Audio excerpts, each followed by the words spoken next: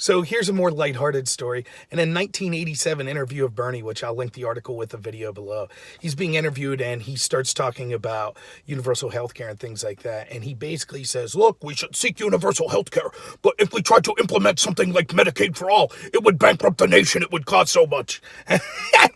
Basically, Bernie in 1987 is predicting 2019 Bernie's plan and saying it would bankrupt the nation. Now, he says we'd need to change the funding and control mechanism. So even if I'm being as charitable as possible, I haven't heard any specific details in Bernie's plan as how he plans to change the funding and control mechanisms from how they were different in 1987 with things like Medicaid and Medicare versus how they're different today. That means that he still acknowledged in 1987 that his 2019 plan would, quote, bankrupt the nation and cost an astronomical amount.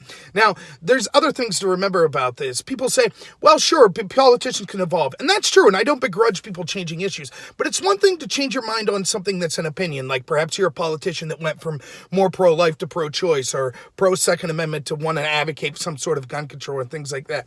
It can be dubious, but I believe people could really change. But this is a fact-based claim. He's claiming in 1987, not that it's a judgment call that there's some pros and cons of Medicaid for all, but, you know, he's now changed. He used to be against it, now he's for it. He's claiming it will destroy the country. It will bankrupt the country.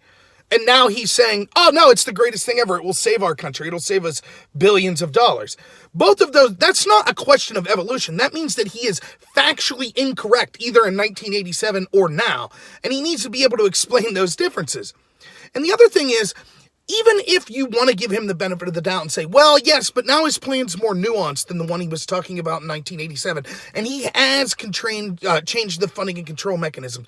Clearly, Bernie acknowledges by his statement in 1987 that reasonable people can question whether these big programs like Medicare or Medicaid for all will cost too much money and actually harm the country.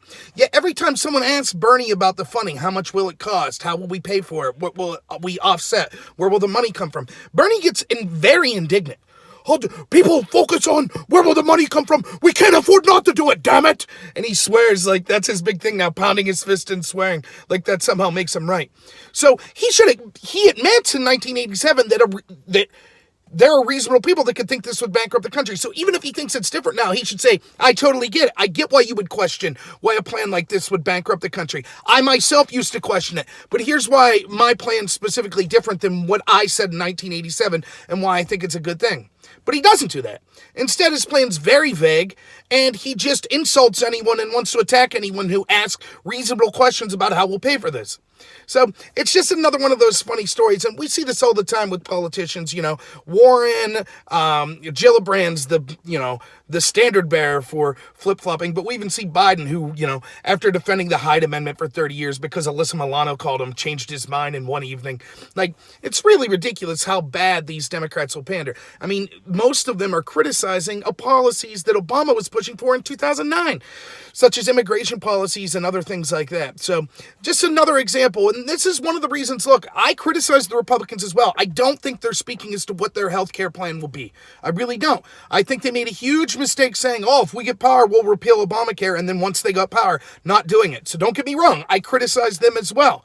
But these Democrat plans, and Bernie's plan in particular, you can see why it's questionable to want to give the government so much power and control over so much power of the important things in your life, such as your health care. We see they routinely mess up in the VAs and other things like that. And we see there are significant questions on the cost.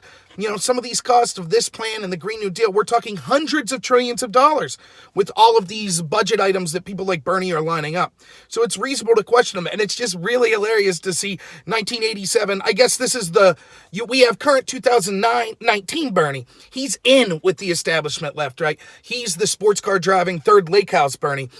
1987, shirtless, drinking, celebrating the Soviet Union, singing their national anthem, thinking Medicaid for all would bankrupt the country. He wasn't so much in with the establishment left. So it's nice to see all of a sudden he wants more power. He thinks that the same plan he criticized basically is bankrupting the country in 1987 is now a good idea. So maybe we should all think twice when the very purveyor of this big multi-trillion dollar plan said in 1987 it would ruin the country. So, hey, look for me to be putting more videos up daily.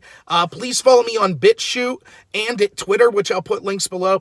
And please recommend me to some other people, because YouTube doesn't really advertise my videos because they have a political content, so I would really appreciate it. And like I said, I'll be putting more material out as we go. So thanks a lot and have a good one.